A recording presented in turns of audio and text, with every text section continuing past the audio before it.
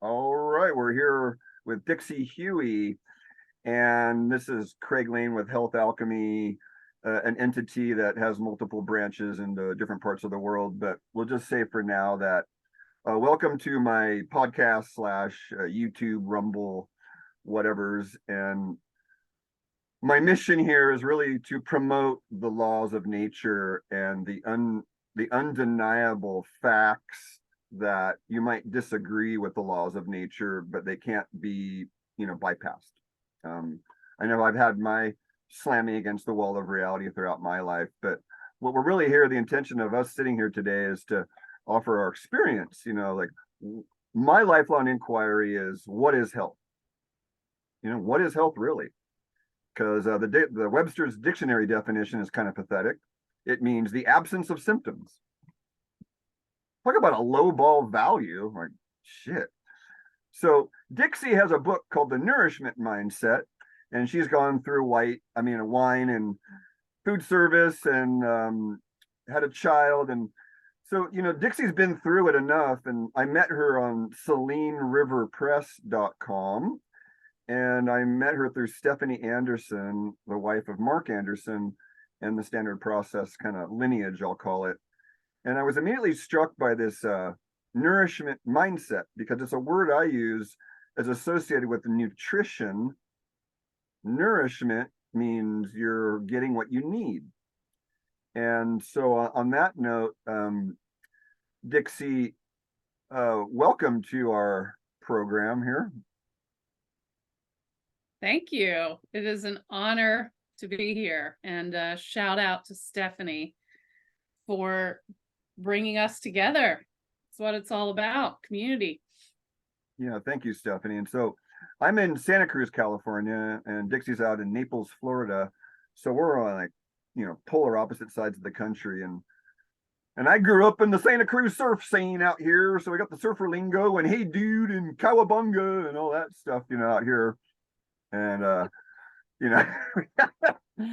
so you gotta have a little. So I'm here to have fun with health, because the word health to me, it's in my book that I wrote years ago. What is health? Well, health is wholeness. Health to me means the same thing as yoga. It means your body, your mind, your spirit is all here in the present moment together to be present with life. So, it's a higher standard than absence of symptoms, I believe.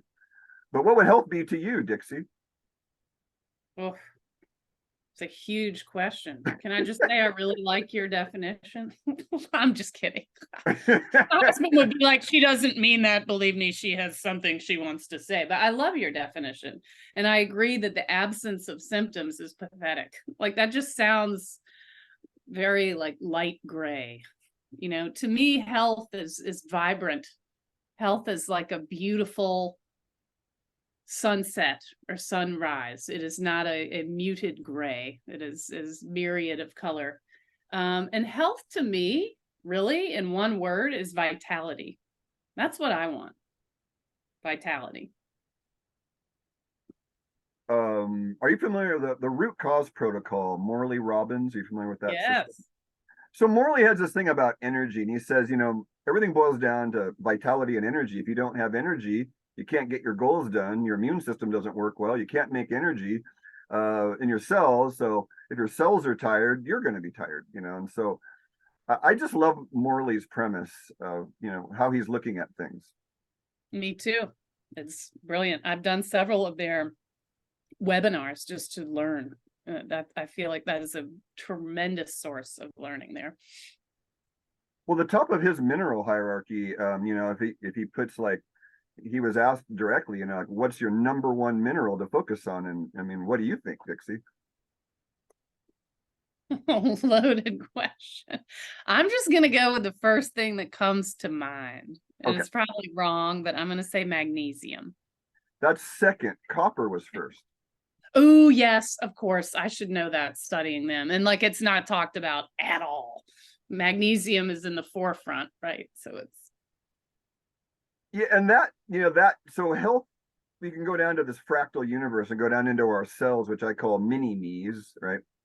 Each of our cells is a universe in and of itself. And you could say, our cells are sort of listening to the, we were talking in our last talk about, the way we make decisions. And I like to say, so I'm going to ask your perspective on this in a second, is so our cells are, I got a wind of this about 25 years ago when I reached for a bottle of cheaper sesame oil versus the raw one. And my cells literally went like that to me. And I'm in the health food store reaching for it. And it's like, muscle testing. My body's like, eh. Then I go to reach for the raw one. My body's like, yay, yippee. And I remember fast forward 25 years, I realized my cells were listening to the captain making bad decisions because we're mostly microbes, 1,000 to 1 at least. Our own cells are outnumbered. And, so Dixie, we have all these things living in us that have to eat and shit or eat and poop. And, that's right. Gut. And so we're the captain of the bug ship. So welcome, Dixie, captain of the Dixie bug ship. I'm Craig, captain of the Craig bug ship. The good bug ship lollipop, Right. This, what you see is just like a Halloween costume, right? So this is kind of how I'm presenting myself on this earth, but within me are the millions of all kind of stuff. We don't know. I don't know what's in there, but I do know I need to feed it. So, what aroused your passion to get into health? Like what was one of the key moments for you? Sickness. I was a vibrant child filled with energy. My brothers would say bossy, but just a joyous child. And I became obsessed with ballet. That's what I was going to do with my life, is be a professional ballerina. And you're not talking me out of it. I got myself into an art school, North Carolina School of the Arts. But the big problem was I don't have what is called like a ballet body. The microbes and the cells were like, yeah, no, that's no. I have more of a muscular, curvy physique, it turns out. But I was not going to be deterred by genetics and all of my cells. I would just starve myself into the ballet body. So that's what I did. And I became extraordinarily sick. I cannot say that I almost died, but I was not so far from it. Routinely passing out. What started as anorexia, I'm basically a failed anorexic. Your brain really wants food and nourishment, as you know. And so the failed anorexic becomes a bulimic because you give in. I didn't realize that this was all driven by my brain. I just thought I had no willpower. Mm-hmm. So I would binge, and not on steak and butter, of course, on just junk. And then I would purge. But it turned out that I was not good at throwing up. I just could not figure out how to pull the trigger. So I became what I call in my book a butt bulimic. So wow. I use laxatives. And this is a testament to I can't even believe I'm here, because like any addiction, you need more, right? So I went like 2 laxatives the first time, did the trick, right? I lost about 4 pounds. But it became quickly about 4 packs. So that's 96 laxatives. So I was routinely each night swallowing 100 laxatives, and somehow I'm not dead. 100? Yeah. Talk. I wonder what you would have seen in the whites of my eyes. I think the whites of my eyes were blue because my chosen drug was X-Lax, and that's coated with that blue dye. So that's a long-winded way. So how did you get into health? Well, you can imagine how ill I was. You don't even know how ill you are when you're that sick. And it was actually ballet, paradoxically, that saved me. I got invited to this invitation only, like 4-person summer experience with a professional ballerina, who was with the North Carolina Dance Theater. And I got there, and within like 2 days, we were living at her house, ballet all day. She's like, I'm on to you. Like, what's up with this like lettuce with mustard? Like, that's not eating. You need to eat. I was like, oh, I can't eat. I'm going to be fat. She's like, well, if you will go home. So here's your thing. You either go home, because I know what you're doing in the toilet, and I don't like that. You either go home or you do exactly what I do. So I'm like, well, she's a badass. I'm going to do what she does. She's like the prima ballerina. That's who I want to be when I grow up. So I ate what she ate, and she made us lift weights, which was extraordinary. No one's ever heard of a ballerina lifting weights. I'm sure they do now, but back in the early 90s, no way. And what happened is, because she made me nourish myself, and she wasn't like the 200-pound nurse at the pediatrician that my dad dragged me to that told me I needed to eat 2,000 calories a day. Like, I'm sorry, an obese woman telling a ballerina who wants to be anorexic for her job to eat 2,000 calories a day when I'm eating maybe 400. Like, yeah, to end up like you, I don't think. Thanks for your health advice. So anywho, I did what this ballerina told me to do, and something cool happened. My brain changed. All of a sudden, I started to feel like myself again. And I wanted to like go for a jog. And then I started to put on muscle. And then I grew boobs and got my period. And then I realized, like, because I'm 16 at the time, so I should have been mature. And I realized, okay, I got a choice here. I can do ballet and be sick and maybe dead, or I can quit ballet. So I quit, and it sucked, but I lived. So there you go. And that was my first, like, it was absolute to me. Like, health, what we talked about. What is health? Health is vitality. Health is, you know, what, you know, your definition is not the absence of symptoms. Like, I felt like living again, because I don't think I really wanted to live. I really didn't care if I died. I just didn't want to weigh 100 pounds. That was like the kiss of death. So all of a sudden I got myself back, and I was like, oh my God, food healed me. Like, you can't unsee that. So there it is. That's why I got into health. Did you have the distorted self-image also?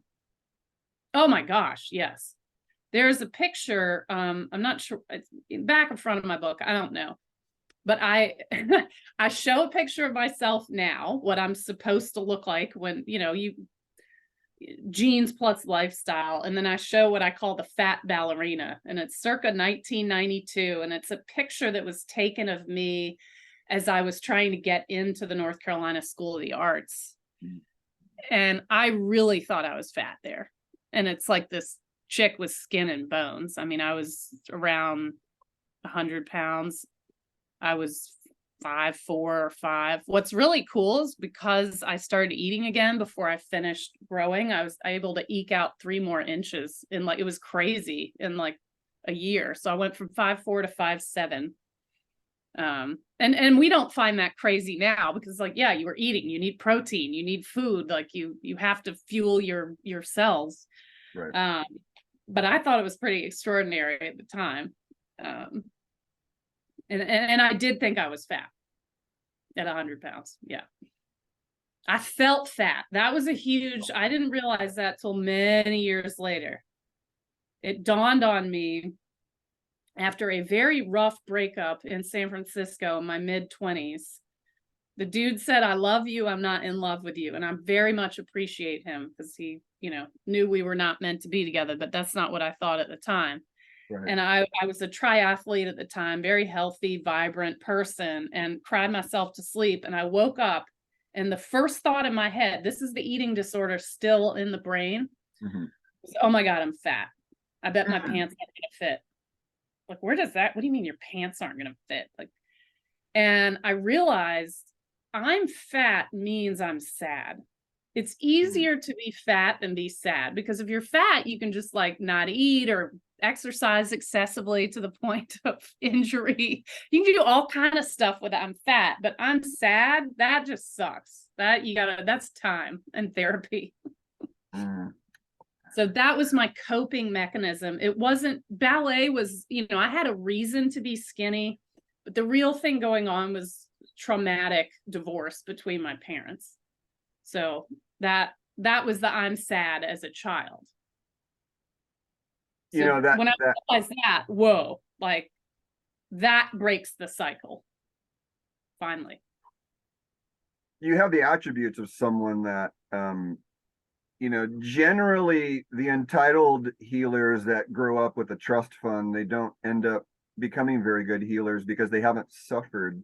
So they can't empathize with suffering. And I was an overeater myself. Like I would be planning my next meal as I was eating. Mm, So that's the way I stuffed my emotions, was to keep eating when I was sad. yes. So It's you had the interesting opposite how it can though, go. right? You had the opposite though. You would deny that and not eat because you're fat. Yes, I was fat in my head. And again, 3 digits, totally unacceptable. Oh man. So then there was a question I had written down that now applies, and I talk about, a house has to have a strong foundation. Everybody knows that. You can't put a house on a weak foundation, it's going to fall down. So in health, I have the 4 foundations of health, and it's like 4 pillars. And the first one is what I call your choice maker, or your chooser, which determines your blood sugar, because I call insulin a primary hormone because we can control it Yes. through our choices, right? And so you could say then, I guess you had a broken choice maker. Yes. For a variety of reasons, emotional trauma, also being a kid. I didn't know what I was doing. I had no idea of the impact of what I was doing to myself. Mm-hmm. Teenager, I don't know what I'm doing. But yeah. But that's that's the capitalism of health, right? You if you're a sinister mofo, like I got the sinister mind, I can understand why they do what they do. So, let's dumb them down from birth. We'll vaccinate the heck out of them. We'll tell them my mother believed that formula was better than breast milk, so I was never breastfed. My mother and her sisters were talked into formula from their doctors. It's so sad. Right? I mean, it's like, talk about not nourishment. The first thing you put in a child's belly is soy formula with God, sugar and I know. chemicals. Like, I really? know. That, hey, mom, by the way, if you're out there listening, thank you for breastfeeding me.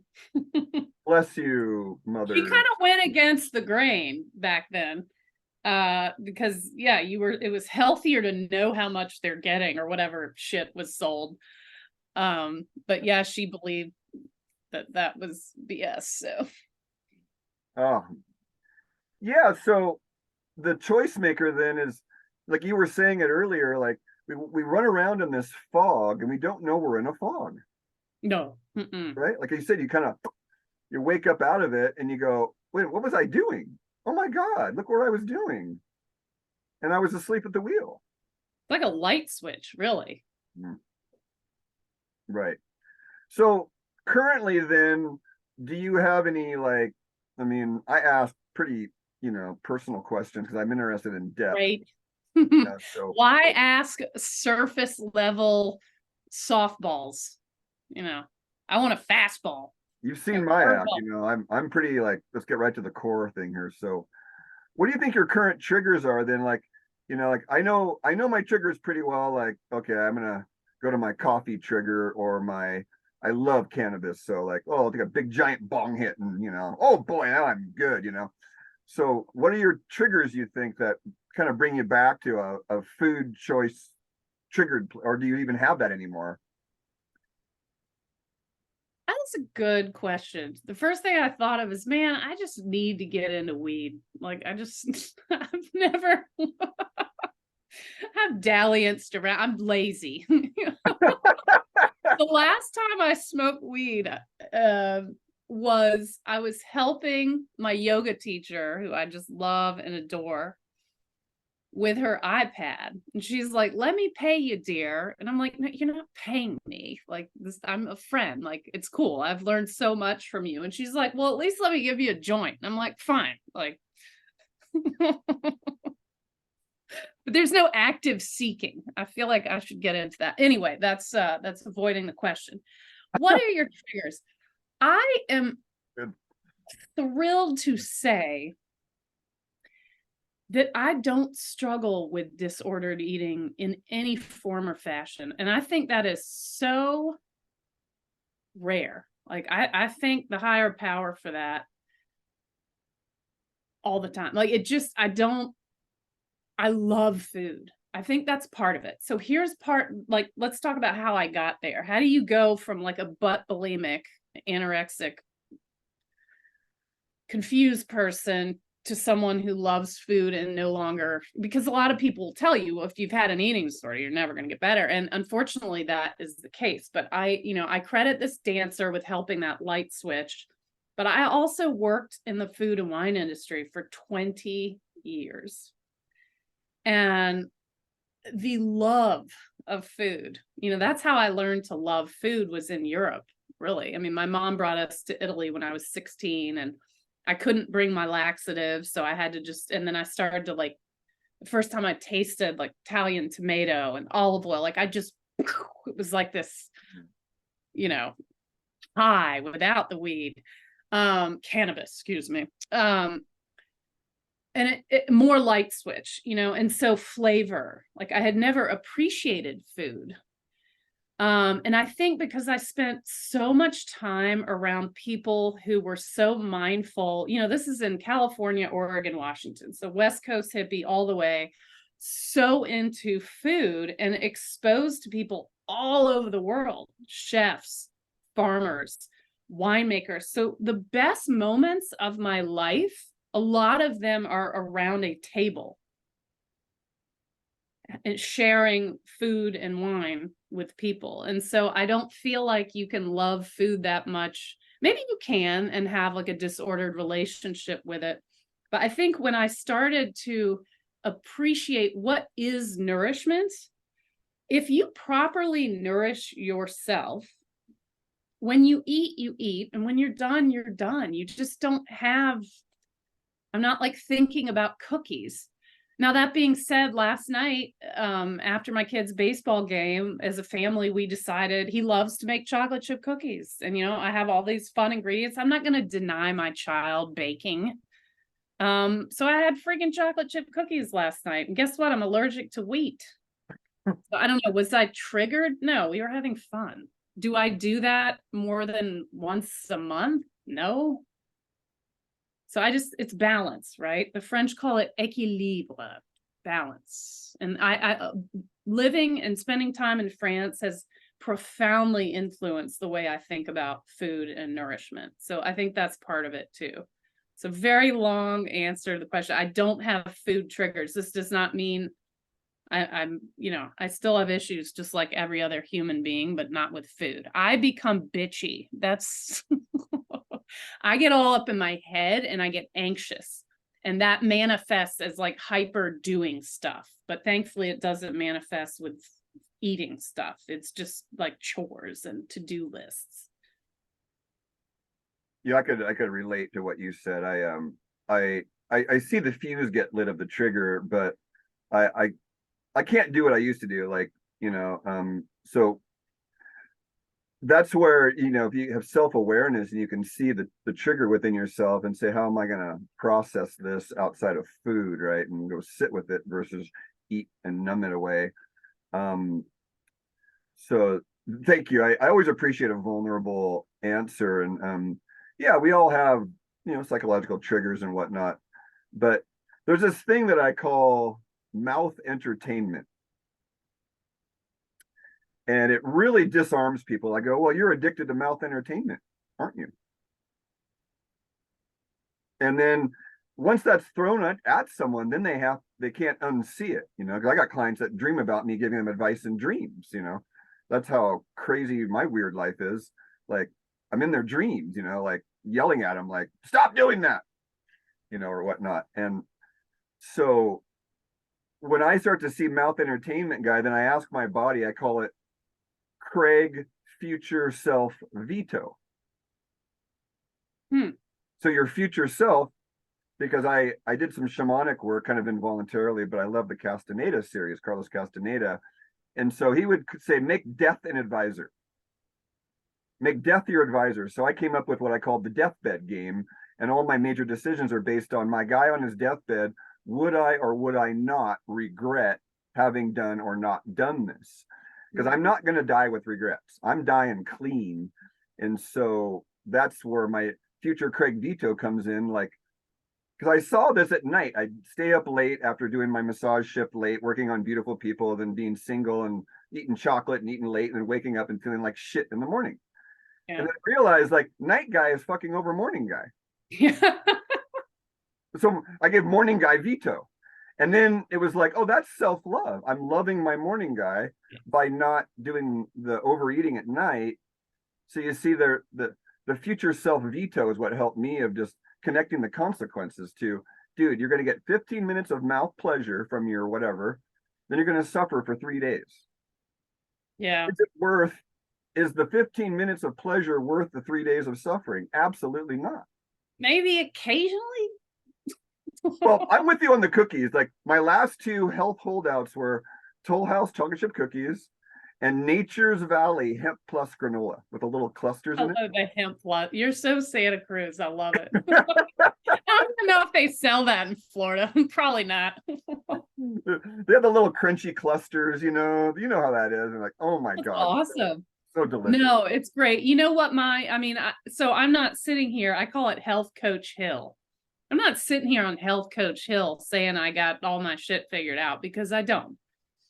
I debated, if people are watching this, I debated not for very long, but I asked myself the question, the cover of my book is this beautiful food board that my wonderful Rachel helped me design. And there's rosé in there. That's a glass of rosé at the top. Oh. And I thought, well, this is a little controversial, right? Because like alcohol is inflammatory, and like most health coaches, but I'm a sommelier and I spent 20 years in the wine industry, and I'm like, damn it, that's who I am. So if someone wants to give me shit for having a glass of rosé with my cheese and meat board, charcuterie board, then that's fine. I understand, and so that I would say is my vice, would be wine, I'm a sommelier. So usual me, what do you call it? Morning me is like, hey, keep your shit together. You can have a couple, 3 glasses of wine, you'll be fine. Like I realize that's not optimal for health. Sometimes night me wins, and my husband and I will open a second bottle. And that's why I said about like occasionally, like sometimes it's fun to break the rules. And that is my personality. I have what my mom would call like a shit-eating grin. Sometimes I just, I break the rules and it's fun, but I have a framework, and that's not my norm. I think for me, the framework is critical to just how am I going, what is my lifestyle, how am I going to live? So I had a Taoist teacher. He was a Taoist chef. I was learning with Michael Tier, herbal medicine in the 90s. Fabulous. And this guy's teacher, he was Chinese from San Francisco, and he was a professional chef, but his teacher still lived in the mountains of China. Oh, that is wonderful. And so this guy had a saying, because I was always trying to be vigilant, and get out of my own way. And then he said to me something that relates to what you just said. He said, Craig, my teacher said this: everything in moderation, including moderation. Yes, that's attributed, excuse me, if your listeners are watching, I'm the dunce that did not plug my computer in after we did our interview on the Nourishment Mindset podcast. So I don't want to lose battery. So I apologize for the distraction, but I am grabbing my power cord. Apparently computers need nourishment as well. Oh yes, they need those electrons and protons and all that stuff. Thank you. I've learned the psychology part, because you have the psychology stuff. And so I went into men's work in the 90s and joined the Mankind Project in 2012, and I learned how to facilitate people over the years. And okay. So in that, I realized like, we can process people down to, because I was always a good listener. If you're empathic and you listen, then people, they feel received. Like you women are especially sensitive to this. Most of the women we are. Most of the women that come in, I'm the first man that's actually ever listened to them. A lot of them cry because they're like, oh my God, you're actually listening to me. And I'm like, well, I'm available, you know? And so the question would be then, you, you have this psychology thing. And so what do you do with, like, I view everyone as we're transmitting and receiving, right? So I've done enough body work to see it where if I have 4 low back pain cases, at the end of the day, I have low back pain. Really? Yeah, so that's why I do yoga and meditate almost every day, is because I have to process other people's. So this came out of another coach, and you'll love this. He said, Craig, based on your particular configuration, I want you to suspect that anything you're feeling when you're in public as your first assumption is not your own, it's someone else's. This explains a lot about something that I've been struggling with professionally, which is just the empty cup, or feeling just, it's hard to, I don't know that it's quite the same thing, but it's one of the reasons I did not go to grad school to become a therapist is because I didn't think that I could keep that distance that you have to do for self-preservation. And I'm finding with some of my clients that it's, I mean, for lack of a better way to say it, just honestly, like, it's really dragging me down. And so I'm trying to work on figuring out, I need to change my approach. There are skills that I need to build to become a better coach, to where I can be there with them, but I cannot take on their mental anguish. So I don't know if that's what you meant by that, but I'm actively seeking knowledge to help me with this. And I appreciate the discomfort, because only that discomfort will lead me to be a better coach. Right. But it is currently challenging. So. Okay, good. Well, that leads to the next question then. So, All right. So in Chinese medicine, they talk about the earth element, and that's usually the digestive organs. And so one of my greatest insights came out of this was that, okay, we digest physically, but we also digest emotionally, psychically, and mentally. And so what I saw happening to me was that in shamanism, a lot of people hand over their stuff to the shaman, and then he digests it for them with a certain consequence, and he or she, and with a certain consequence to them. And I got hundreds of stories of reading about this stuff, like it's crazy. And then I realized, like, oh, that's what my teacher was talking about, like, suspect anything that's not yours. So what is mine? And then I've been meditating long enough to know that, consciousness is like the sky, and clouds are like thoughts. They come, they pass, and they go. They come, they pass, and they go, right? And then it's like, don't get identified with the thoughts was the thing. And what helped me with that was just being quiet every day, doing yoga, and letting it just, letting it cycle. Like, oh yeah, that's so and so from today, and oh yeah, that's so and so from yesterday. And so the question then, I guess, would be, you're sort of already aware of that process, right? But the question would be, how much of your life do you still think is not yours? That's other people's stuff. And you may not even be aware of it yet, That's the good I part don't too. know if I know how much. I do know that what you just said, mindfulness, yoga, meditation, for a lot of people that might, well, I mean, you're in California, so that's a thing. But, in the South, that sort of sounds like mumbo jumbo, but it's profoundly helpful to me. The quiet time that I insist on, I don't necessarily know. I'll be lying if I said daily, but 5-6 times a week makes a huge difference. And it's not even that big of a time investment, but it's a must for me. Because that's when you can just sit there and, like you said, you likened it to clouds just passing and changing, whatever it is, it's okay. Like, I don't even have to understand it. I think of it a lot like the ocean, because I live by the coast. So, like, in and out, in and out. So humans are like that too. Someone cuts you off in traffic. I could choose to be mad at it. I could choose to flip the bird. That's kind of fun in the moment. But, like, Do I really need to do that? No. So I think a lot of this work is just what you have said, just like being present, and it's not detachment. I think it's just sort of being present in the space and not necessarily having to react to everything. That's my favorite thing about yoga. Just like be, just be.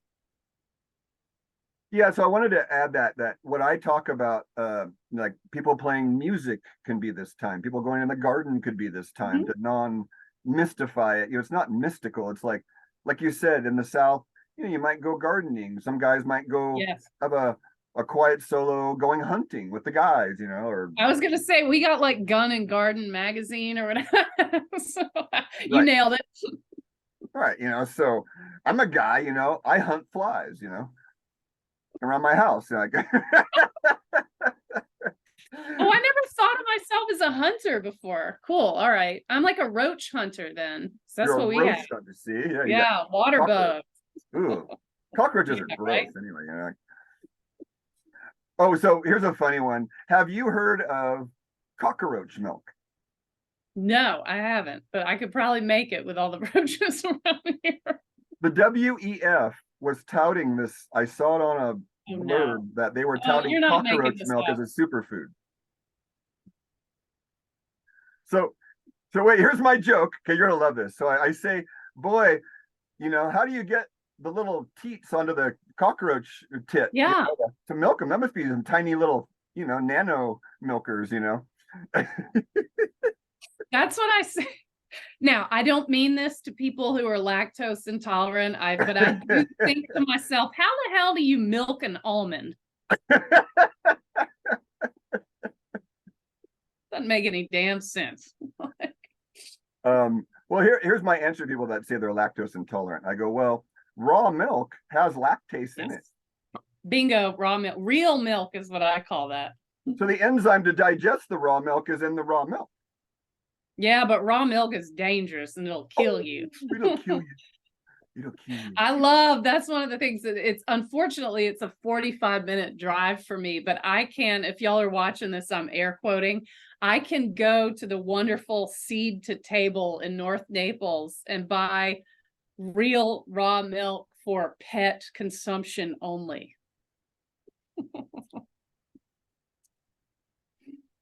So you can still get it, but you have to say it's for my pet. Well, it's for Travis the Newfoundland, yes. And me and my kid and my husband. That's mind-blowing. Have to legislate the important things. That's really important. Keep people from drinking real milk. Well, that goes back to health capitalism, and you woke up to that too. I had this teacher, Michael Dobbins. Bless you, Michael. Rest in peace. He was a great teacher for standard process, actually, out here on the West Coast in Berkeley. Michael Dobbins, and he said this funny thing about being a healer. He said, okay, client, I don't want all your money.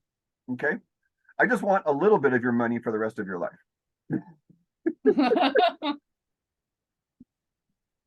So he just nailed it, but medicine wants more than a little of your money. They want your soul, It'll bankrupt you.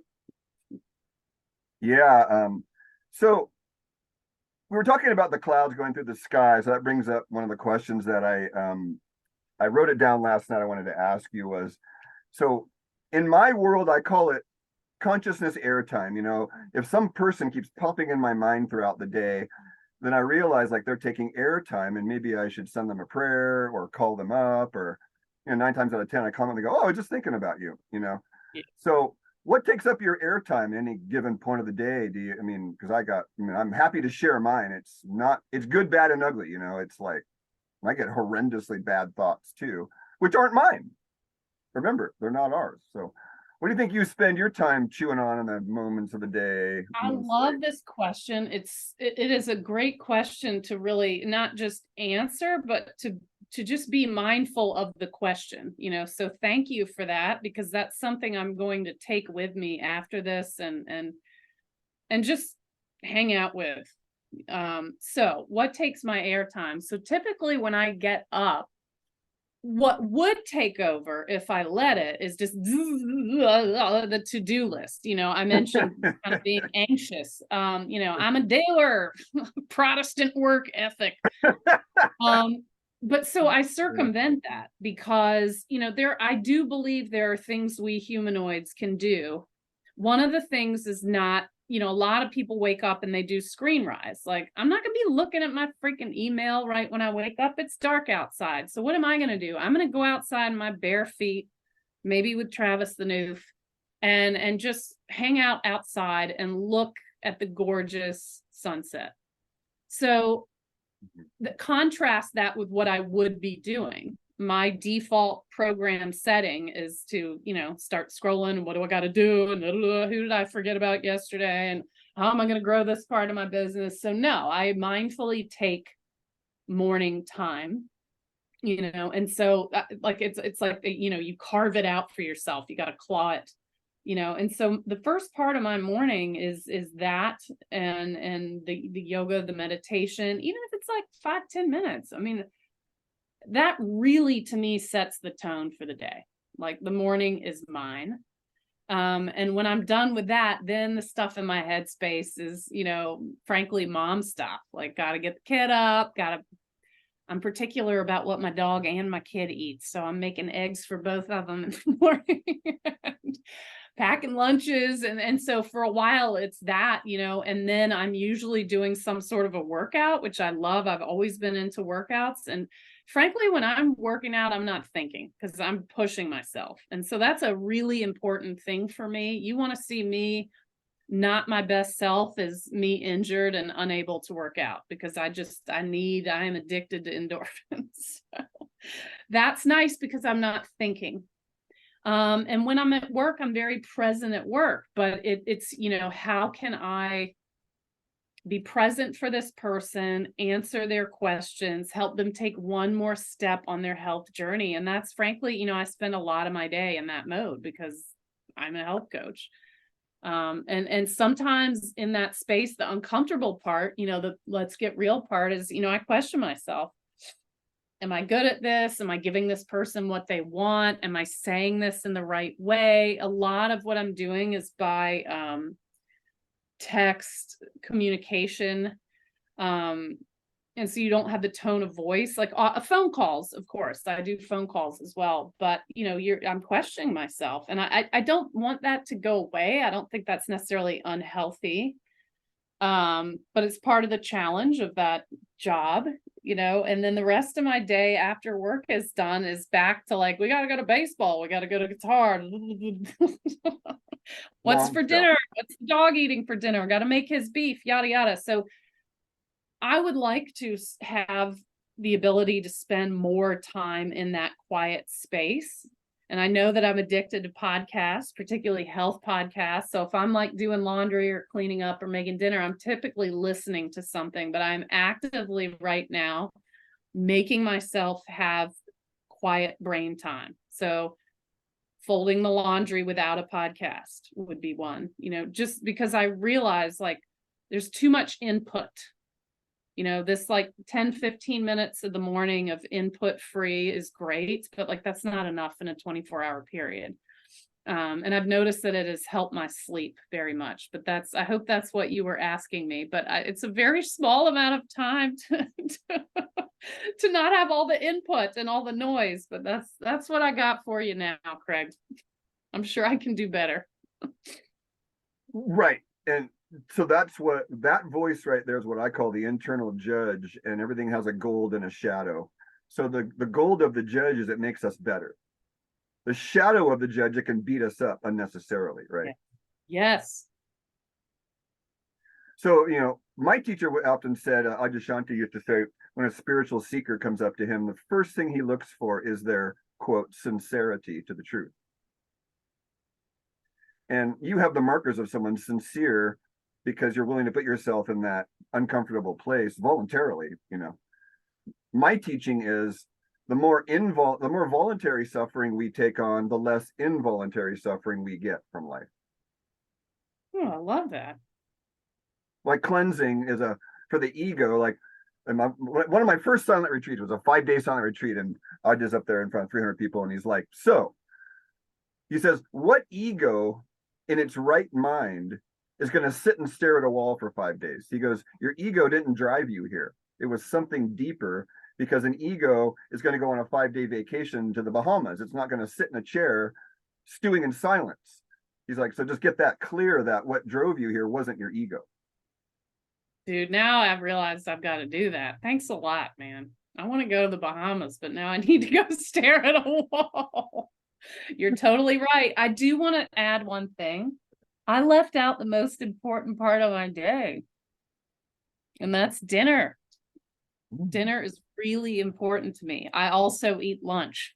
But dinner is where, you know, ideally we're sitting down together, or if I happen to be alone, but it is a moment of pause, and it is a time to be present.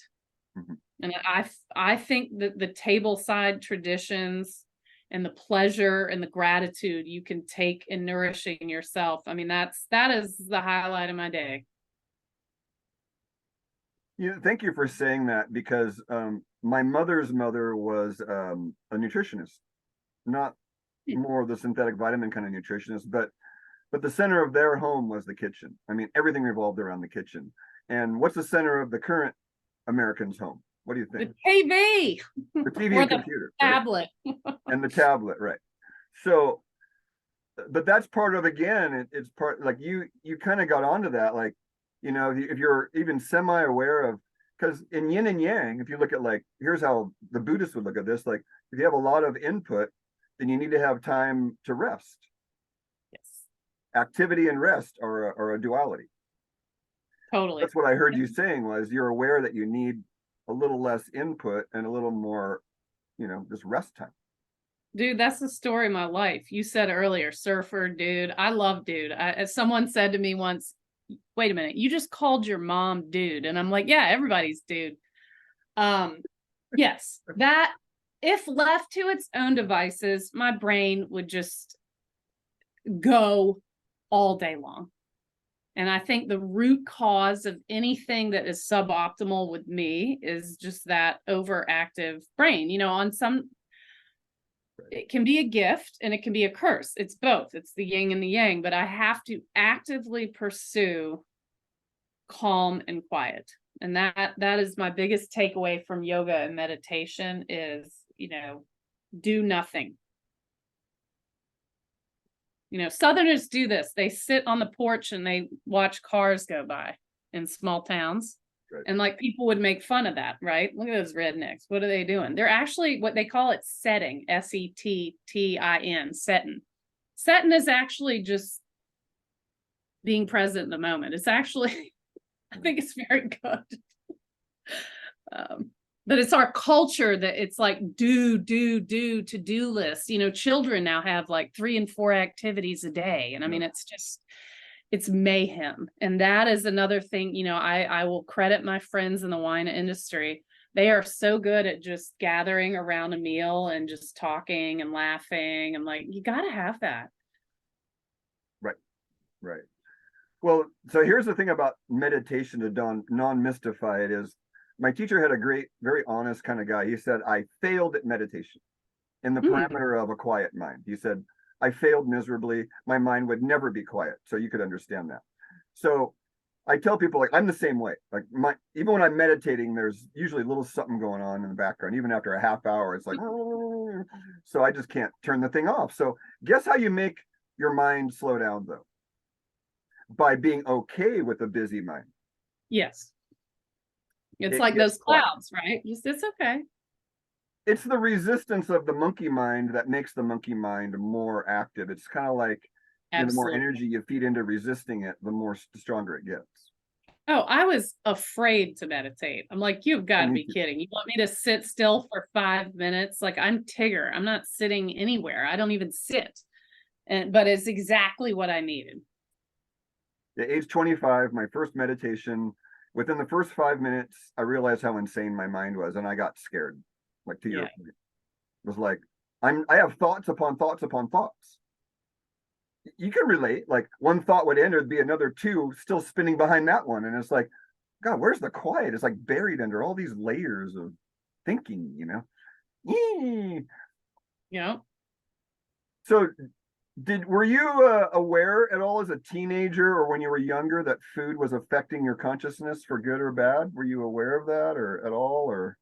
no, as a kid, not at all. I think that the realization was that story I told when I was with that prima ballerina and she made me eat. And then I realized, like, oh my gosh, like, where have I been the last 3 years? Mhm. It was like, first times, like I have poor vision, the first time you put on glasses or contacts and you're blown away that there's so much clarity. So that's what it was like for me. It was like waking up. But no, I had no concept of what that was before.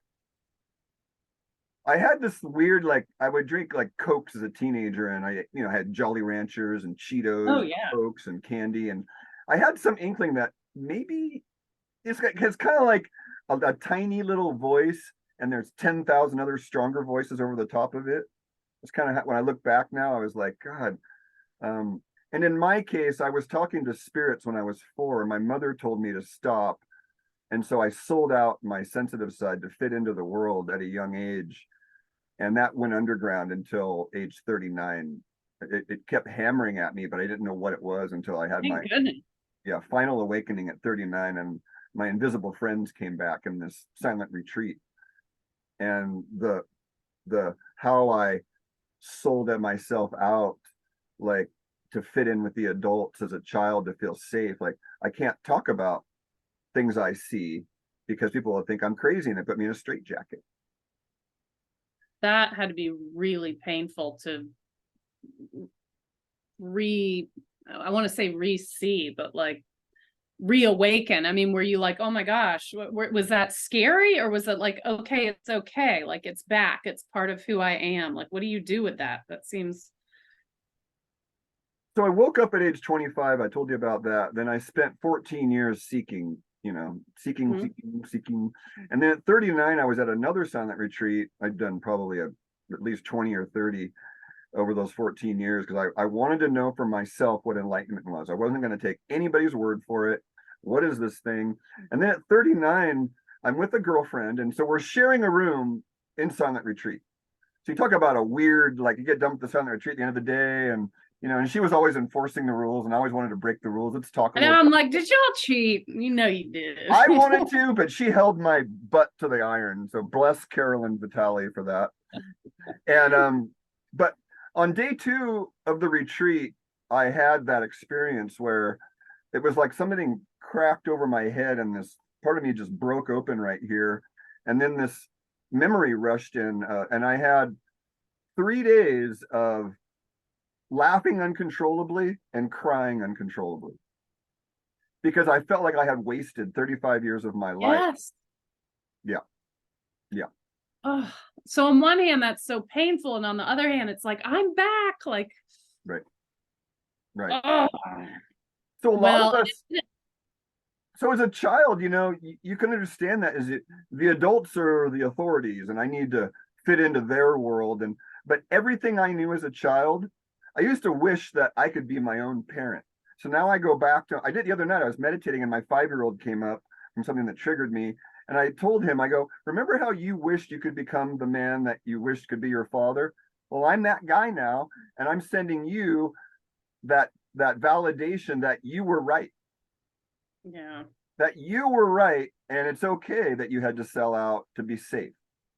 absolutely. Those are protective mechanisms. It is very sad what we as a society sometimes label as crazy or scary.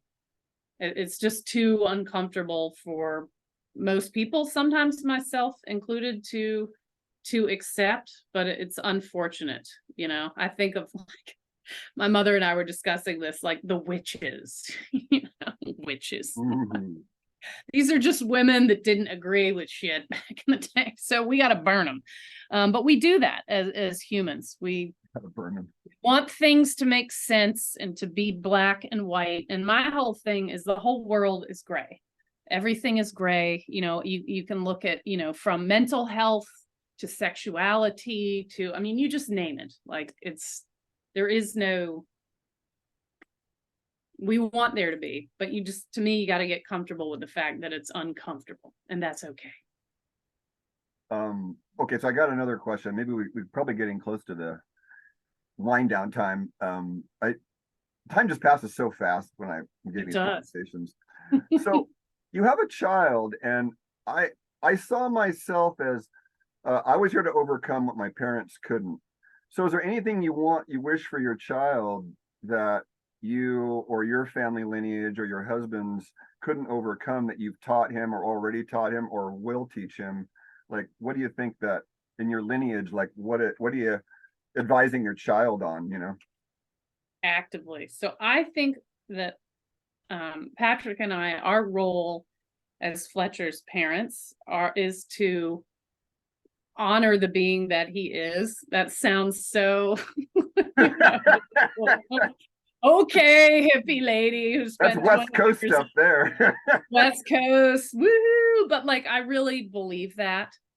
And it's just, sure, there are things, that you've got a framework that we enforce is such a tough word, but they're just things. He's got to be polite. But he has a lot of freedom within that framework to be who he is. And I've always, I will answer his questions. So I think that's a big one. Like, I will answer him straight up. And sometimes the kids' questions are not comfortable, but I'm not going to lie to my kid. I may not give him the entire context of everything. And some would say, well, I've been criticized. Will you treat him like an adult? And it's like, I want him to, I'm not like trying to spoil his childhood, but I just think children, it's interesting, right? Like, to me, they know way more than anyone thinks. Kids, like what you were saying. Right. And I don't want to squash that. And I don't want to pretend like that's not there just because he doesn't have an adult body. Like he does. I mean, he knows things that I don't know. And I just want to be okay with that. So I realize that's maybe not a clear-cut answer, but I don't want to put him in some box. And so when I grew up, and I do appreciate this, like education was very, very important, particularly to my mom, but to both parents. She did all the work though, to the point where it was frankly somewhat overwhelming at times. Must get all A's, must take all hard classes, just lots and lots of pressure. I think for me, that's another thing that's maybe more specific. Like I will not put that pressure on him. So, for example, it was very important in my family that you get into the best college you can go to, and you go there. And I appreciate that. Like I had a wonderful college experience, but I'm not going to raise my kid that way. And I also think college is really different now. So I actually maybe hope he either doesn't go to college or goes somewhere abroad. Right. Certainly the not woke USA. Right. I honestly want him to follow his heart and his mind, and I want to support him becoming who he wants to be. I don't want to have any governors on his soul, if that makes sense. It's my job to like help him become who he wants to be. And if he's not a straight A student, I don't care. I want him to be a person with integrity, so that's what we teach. So the other day he accidentally kind of threw his bat back and it smacked the catcher somewhere. He wasn't hurt. And I could see when he got to first base that he felt awful. The kid had to take a break, whatever. And so I went and found this child's father and introduced myself and gave him ice packs, water. And I apologized, of course, it was an accident, but I had my son, I got him in the dugout and I said, I need you to come here. Here's what I want you to do. I want you to go meet this child and his father and apologize. And immediately the tears come. And I'm like, I know it's hard, buddy, but you're going to feel so much better after you acknowledge it. And so that, that's another specific example. Like you're going to go say, I'm sorry. I want you to meet them. I want you to shake the dad's hand. And so we did that. And in the car ride home, he's like, gosh, that family was really nice about that. And the thing that I took away was another mom saying to me, oh, did you like run and hide when that happened? Like, hell no. No. Right. No. Talk about bad karma. Hell no. I don't want that. So what was that lady actually saying to up. you though? I'm going to go run and hide. What's that lady actually telling you? She's telling you that's what she would do, right? I guess so, but I was shocked, It was like, no, you got to face that. Like that would be letting my child down. This is a great opportunity for him to learn. I mean, we are going to have shit that we mess up and we need to take and maybe the other person isn't going to be nice about it like this family was. Right. Then we got to deal with that. How old's your son? Soon to be 10. So, get ready, because in the tribal traditions, that's what I learned through the men's work, is that from age 10 to age 13, the women raised the boys until they were 10 to 13. And then the men took, to the screaming mothers, the men took the boys away for their initiations into the very thing you're talking about, of taking responsibility for your decisions and getting a trial and tribulation of some sort of survival test is what they used. And because the women generally, because women, they're the creator, the feminine is the creator and the masculine Nurture. the destroyer, Shiva, right? It's not destroying things, it's just tearing things down. And so your boy will need more of that masculine authority because it's not a good match for a woman at that point to be with a teenage boy. It's not a good match. The men need I don't know how my mom did it. She right? had 2 of them. My mom had me and my brother, and we were master manipulators. Yeah. We would talk about how to manipulate mom to get what we wanted. Of course. Yes. That I said that to my husband this morning. There was a bit of a door slam. I call it kid-tude. Kid-tude erupted again. Door slamming, and my husband got up and was like, all you gotta do is look at him. So like, I don't have that superpower. I gave birth, like I did all the nurturing stuff, and yeah, we're honest. It's the yin and yang, right? Like I believe in it. It's not like I'm sitting here saying that like a homosexual couple can't raise a family. Not that, but I appreciate the beauty of the difference between the female nurturer and the male, like, you need to get your shit straight. You're not slamming the door in this house. Right. And I let him do it because I appreciate that, because I did not have that. My dad is what would you call it? You would call him a narcissist. Oh, a narcissist. Yes. And a closeted gay man, which is how you had to be in the South at that time. So I don't blame him for that, but it created a lot of issues in the family, as you can imagine.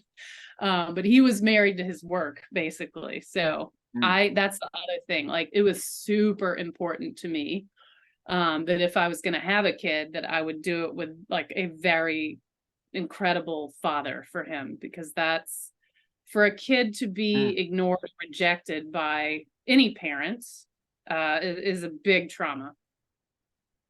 Oh, so. I just got to say, bless you and your service. I watch a lot of parents. I'm not a parent. I probably could be, but my spiritual teachers, every one of them said the most difficult spiritual job is to be a householder and raise a family. So there you go. Yeah. You have chosen a much more difficult spiritual path than I have, because my time is my own 100%. I can do whatever the heck I want, whenever I want to do it. And you don't get that. I mean, if you're a sincere parent, you don't, Yeah, no, you don't. And it's, we had our son late, I was an advanced age mother, which is why my son pointed out to me in kindergarten. He's like, Mom, how come like you're, just like maybe older than the other? I'm like, yeah, I know, dude. Sorry, I had to get with my career and whatnot. I didn't want to have a kid. That's why he's got an old mom, is I actively didn't want a kid. They're gross. They stink. They mess your life up. I mean, goodness gracious. But I changed my mind.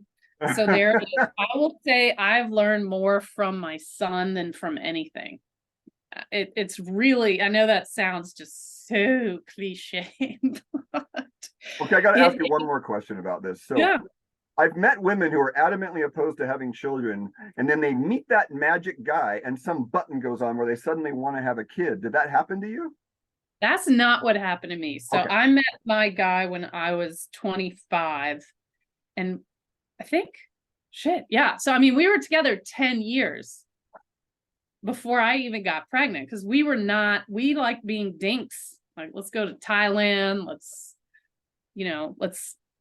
drink wine and travel the world, and I don't know. It's a lot of fun. And I honestly, I cannot really remember what that feels like. Because once there is a child, like the life just, I don't even remember. That's okay. I'm glad I had that time. But yeah, you're right. There will never be another time where I'm just not a mom. It's a permanent condition. So there was, I mean, was it a planned pregnancy, or was it, like, that's my question though, is were you? Oh yeah, no. So it's kind of a funny story, actually. It involves alcohol, so excuse me, because it's a healthy amount.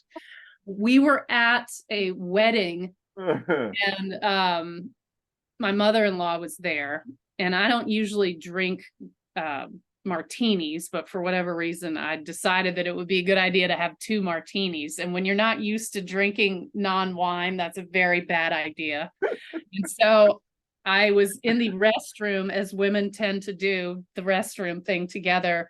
And I said to my mother-in-law, I think I want to have a baby. She's like, what? And I am going to be honest here. I didn't exactly remember the conversation. And the next morning after the wedding, when we woke up, my husband was like, what's this about you talking about wanting to have a baby with my mother? Like, what the hell? And I was like, I said that out loud. Like, I thought that was my subconscious that I was trying to silence. Like, I can't believe I let that one out. Oh shit. So I called my best friend, who's an OBGYN, when my husband wasn't around. I said, I've been having these feelings, like, and she's like, what do you mean these feelings? I'm like I want a baby. Like, how do I get rid of that? And she just started laughing. She goes, dude, you have baby fever. It's time to buy some stretchy bras and just give up on your figure and just let magic happen. I was like, what? And she's like, yeah, I can't cure that. You're going to be a mom. Like, sorry. I tried to get rid of it. So I got so many questions. Do you think that maybe the soul plans their, like maybe you're already aware that your son was already coming in? Like, could that be a possibility? Absolutely. Okay. Yeah. I don't know why that happened. Like, it's like we said, like, I don't have to know, but I do find it, my mom still finds it hysterical. She said she was even like, I mean, that's the even funnier part of the story. So I admit this to my mom, and she's like, are you sure? Like, you can't undo that. And I'm like, what kind of a like future grandmother talks like that to her daughter? Like, and she's like, no, dear, you really need to, like, maybe wait for the martini to wear off. Like, wait a while. Don't pull the goalie. And I'm like, goodness gracious. And she said, no, you were just your whole life, like, you didn't want to play with baby dolls. Whenever a child walked in the room, after you were a certain age, you would leave. Like, you don't think babies are cute. You don't want to, like, hold your nephew. Like, you don't like children. And I was like, I know, that's why this is very uncomfortable. I still don't like children. Oh. So I don't know. I mean, that's just the universe's plan, I guess. I don't have an active dislike of children anymore. I will tell you that. Because they're not my problem. They're someone else's problem. My only problem is my own child. So that's fine with me. He's pretty great. Okay, we probably should, I mean, if you're watching this, then it passed the editing stages, but thank you, Dixie. And I mean, I swear, what happens with me is I'll get a client in for an initial intake, which is 2 hours, whether it's on Zoom or in person. And generally it seems like 15 minutes. Yeah, I can imagine. You're So easy to talk to. You ask great questions. my ancestors were the Lanes, Irish, the McLean, and the lane is the street. And I did enough ancestry work to realize my ancestors were innkeepers. And if you were an innkeeper before television and radio, you had dang well better be a good storyteller, have good naked dancers, good musicians, entertainment, because And people be able to cook. and be able to cook. So my ancestry is a natural to be a storyteller, because of my Irish Lane ancestry. I Living on love that. Lane. So, and you, just to give you reflection, I don't find a lot of women that find that really good balance between masculine and feminine, but God, you are an embodiment of both, and what a delight. Like, I don't use the word delight a lot, but we need to use that word delightful a lot. Like, what a delightful conversation, delight of the light. That is a great word. And one of my favorite people, thank you, by the way, that's a tremendous compliment. One of my favorite people is a gal called Amy Jones, who is a therapist. She did it, man. God love her. She and I are unlikely close friends because she is this super liberal San Francisco, Jewish gal, and I'm the redneck, but she actually found on the side of the road a shirt that said Dixie Delight, and she bought it. And here's why that is a little crazy, because it has a rebel flag. Really? And I mean, I just, when she gave it to me, I was like, I can't believe you like paid money for a Confederate flag. Like, isn't that against everything you stand for, dear? And she's like, I had to buy it for you. I'm not wearing it in public, but like, so I don't know. I thought of that shirt. I still have the shirt. It's some 20 years old, but I appreciate that very much. So how do we reach you? We reach you through your website, favorfat. Yes. So favorfat.com is my health coaching practice website. Okay. And one can buy a signed copy of the book there or on Amazon.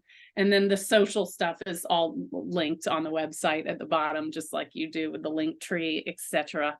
So I can be found there. And I have a podcast also called The Nourishment Mindset. It's on YouTube as well until I get kicked off. And that'll be like a day of celebration because I know I will have accomplished that feat. And if people want to receive, like, it's just twice a month. It's favorfat.substack.com. So that's how people get the articles that I write for places like Saline River Press or the podcast, that sort of thing. So that's my Substack. It's all kind of housed there. Okay. And the one thing we agreed to plug SalineRiverPress.com. Yeah. Your book's also for sale on there. And bless you, Stephanie Anderson, and all the beautiful people over there at Saline River Press. Yes. That I've never met, but hope to meet someday. Oh, yes. Yeah. Danielle there is awesome. Her whole crew is just terrific. And I agree. So don't go to my website to buy the book. Go to Saline River Press.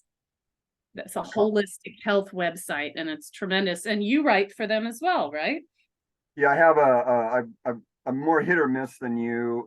There's some backdrop around that, but we'll go over that another time. All right. Anything in closing you'd like to leave people with as we end our conversation? Well, I think what we were talking about earlier, if you're not making time to just sit on the front porch and watch the cars drive by, you should find some quiet time in your daily life, even if it's scary. It's okay to be scared. Thank you, Dixie. Thank you.